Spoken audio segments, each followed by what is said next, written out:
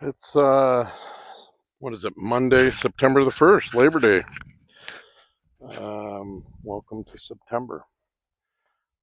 Today's goals on this hive are to check for winter stores. We've been having to feed this hive. They had a laying worker. We had a very slow period there for about a month and a half, but the population is back. They are last week when I checked, they were getting their winter populations up. I don't know what just landed on my veil here. They were getting their winter stores put aside, I should say. They are looking good. So what we are also going to do today, finally, is test for Varroa.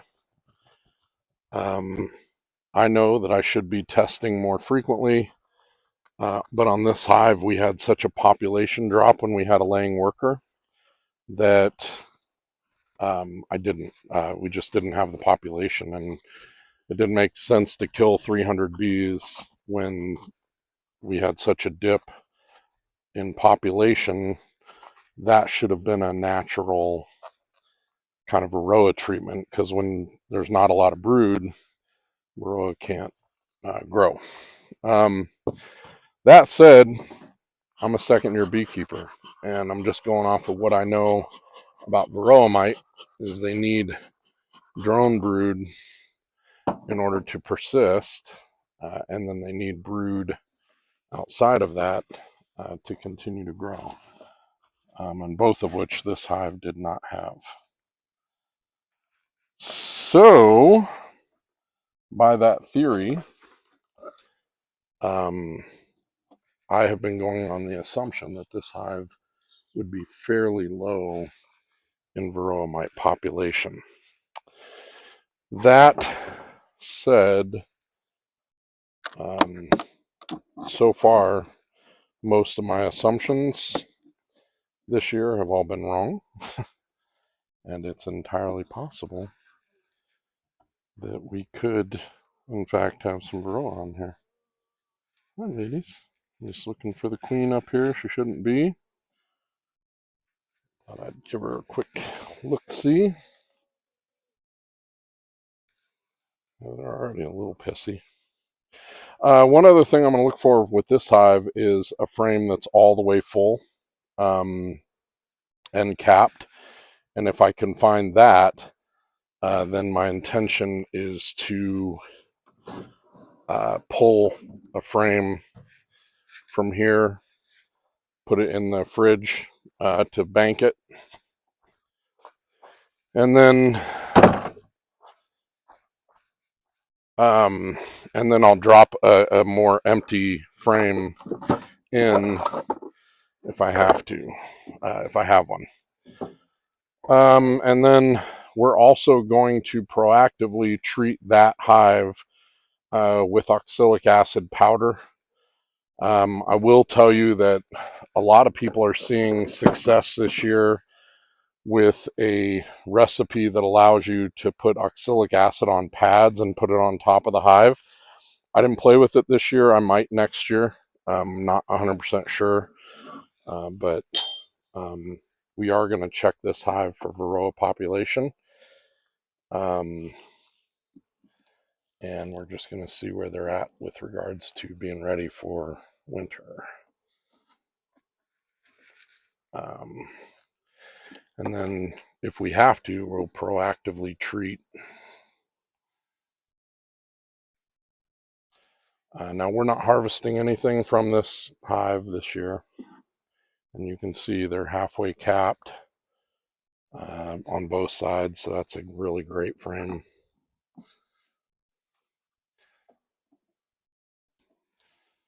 I am going to go all the way through this hive today. That's all the way capped. All the way capped. Well, almost all the way capped. So that's a good one. I could actually pull that one if I wanted to and bank it. So That's good. That's looking pretty good. No, they're all over me now. They think I'm stealing, but I am not. These guys are looking really good.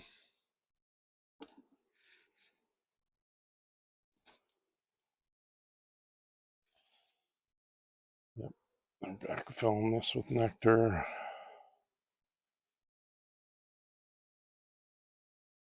So all this is now emerged and they're backfilling it with nectar. I do see some larvae, so there's still a little bit of brood in this one. So fourth frame in still has some brood.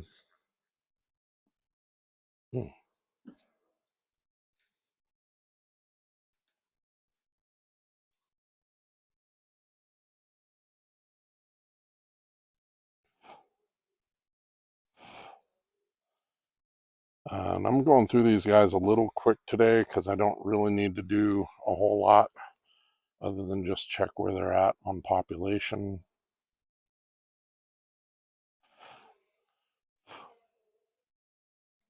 I will make a look for my queen, but I'm not really concerned.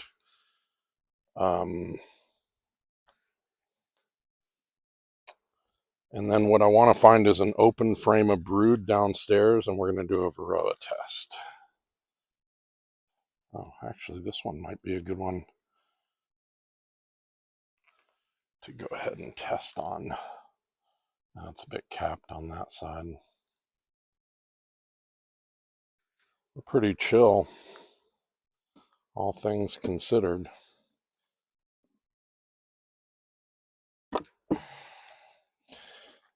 We've been in the 90s the last several days. It's kind of why I'm trying to get this knocked out now. Yeah, this is a great frame. So they're getting really ready for winter. I'm going to feed them. I'm going to continue to feed them. I'm not going to overfeed them, but I'm going to feed them for sure. I'll give this box away when I get it off of here before I put food in it. It'll weigh a little bit differently, obviously, because this will be empty, but this will give me a good idea of how heavy these 7 frames are, which is good. I'm just going to put it right on top of there. Last week I said I was going to weigh it, and I didn't. But I can tell it's getting very full and getting ready.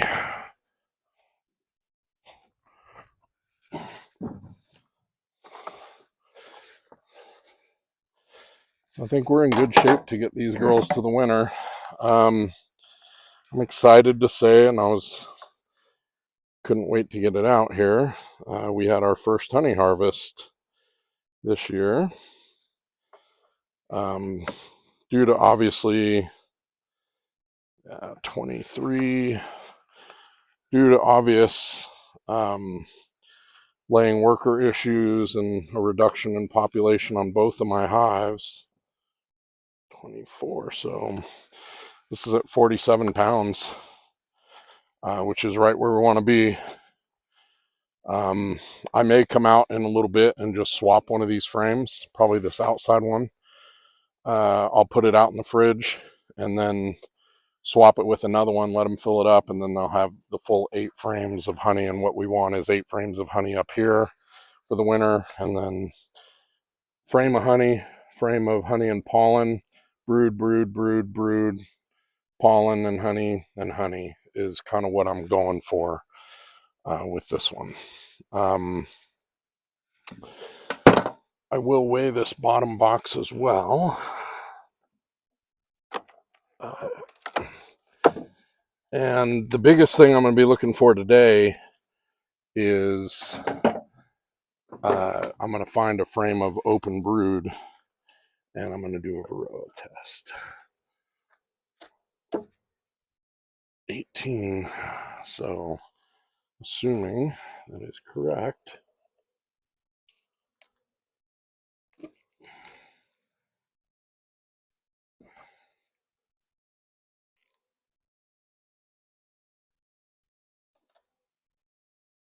$18.4. So this one's in pretty good shape.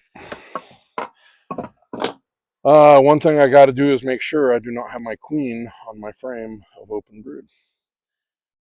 So that's something I'm going to have to definitely take a little look-see for.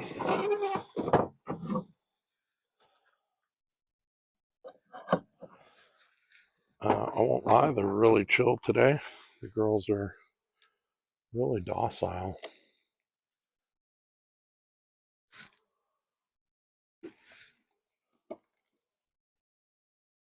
We'll see if it stays that way, but right now they're very chill. Yeah, this is all nectar now. Perfect, perfect. So this is a frame ready for winter almost. And I mean, they still do have months to get to winter, which is great. As soon as I find a frame of open brood that I do not have my queen on it, that's all honey too. In fact, that could almost go upstairs. That's ready for winter.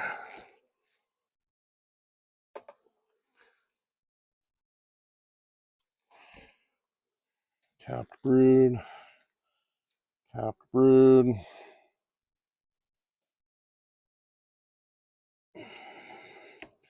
Those first two frames were honey, third frame brood.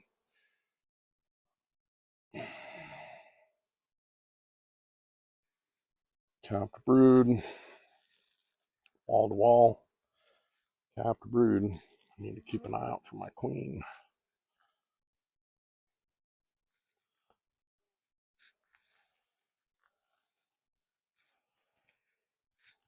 This one's kind of easy to spot, honestly, because she has a really, like, almost a lacquer blue, really dark coloration marking. I talked a little bit last week in my video about a method of marking your queens without ever having to actually mark your queen. And as long as you see her,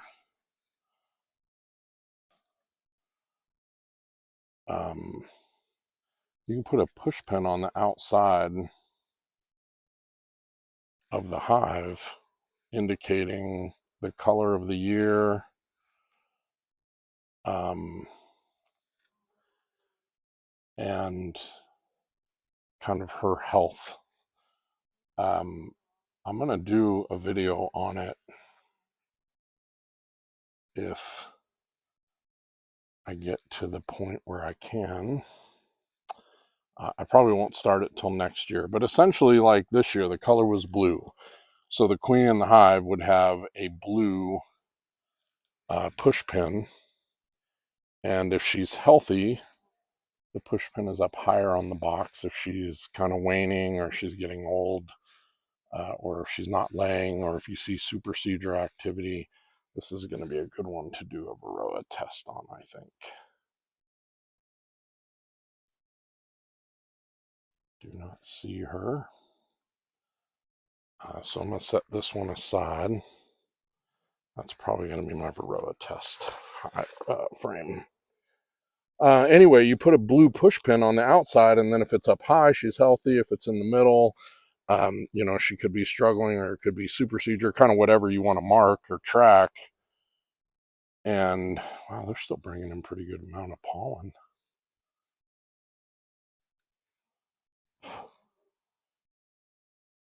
That's a full frame of brood. Holy cow. It's just wall-to-wall brood. This is a great frame. Taking a little dead bee out.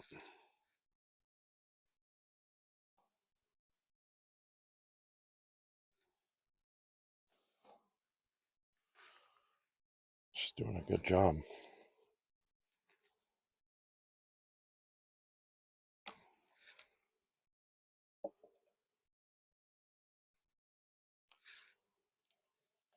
They haven't done a lot of, they haven't been building a lot of cross comb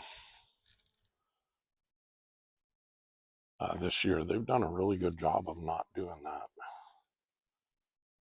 Burr comb or honeycomb across the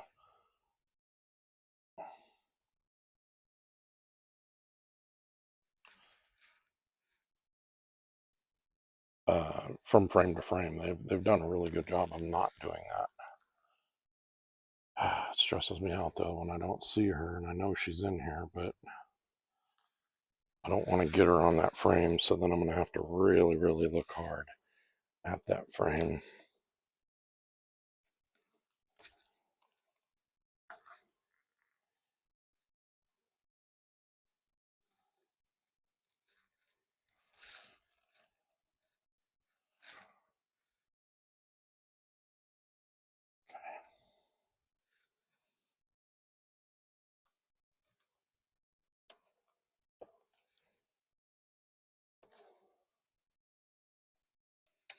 They're still bringing in pretty good pollen stores.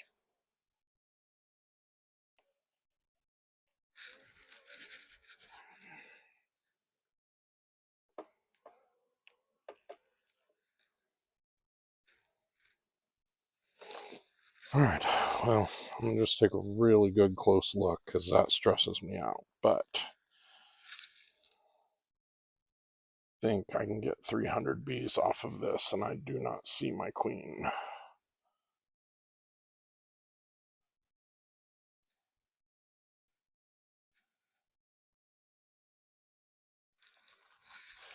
And like I said, she's pretty well marked with a really deep blue marking. So she's pretty easy to see when she's visible.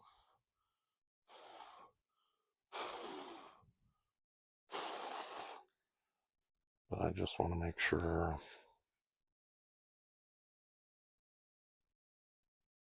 Last thing I want to do is might wash my queen.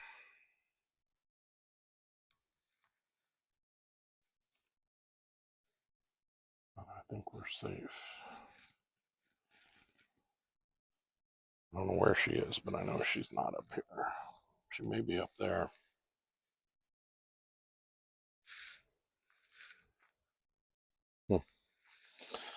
Okay, well, we're going to give this one a go. I have my mite wash ready to go. Just want to make one more look. And the crazy thing is I've got all these bees with like a yellow pollen splotch right on their thorax. And it almost looks like a marked queen marked with yellow, but ours is marked with blue. Okay, this looks like a good frame. I do not see her. That would be my worst nightmare right now, to get these guys all the way through. So like I was saying, we did get a honey harvest. We went ahead and harvested about 7 frames.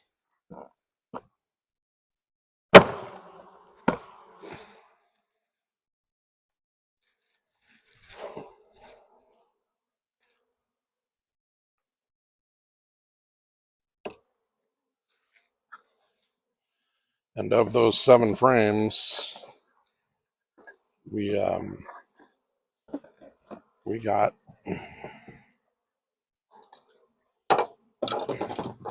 32 or so pounds of honey. I'm not going to put any more in there. We got about 31.6 pounds and about 2.5 gallons of honey. Our honey was about 12.5% viscous.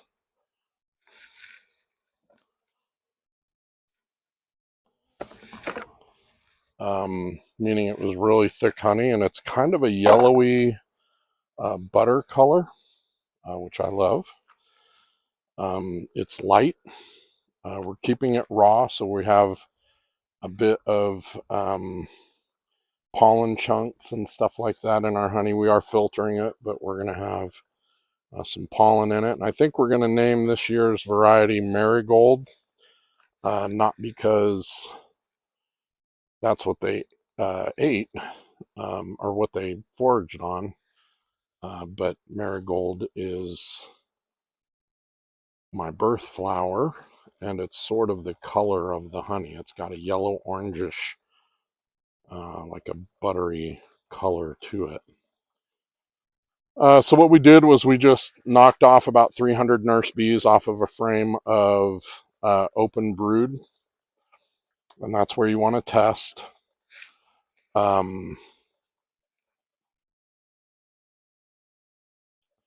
And what we're going to do is we're going to just spin this here for a minute, get a good wash on it, and we're just giving it a good rotation. It's hot today, I won't lie. I am trying to decide whether or not I'm going to treat this hive or not.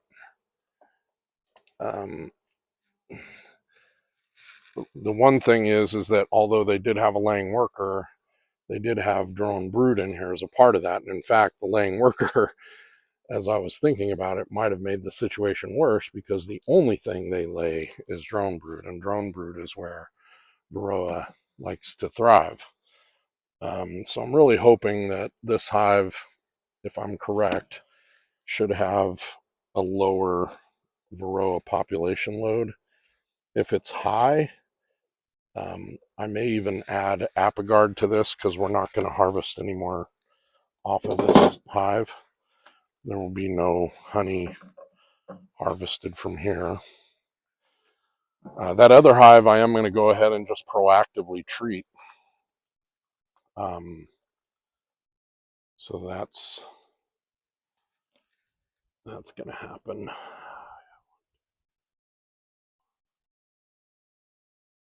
Yep, we're going to treat this hive too.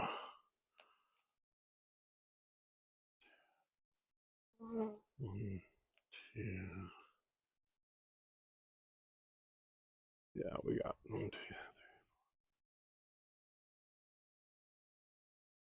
Yeah, we're going to treat this hive. We're sitting at about 20 something.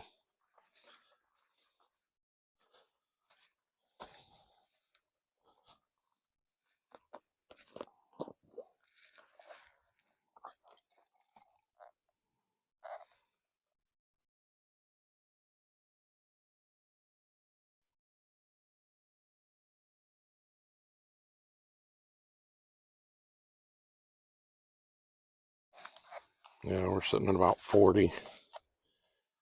So that's not good. So we're going to go ahead and we are going to treat this hive today too. So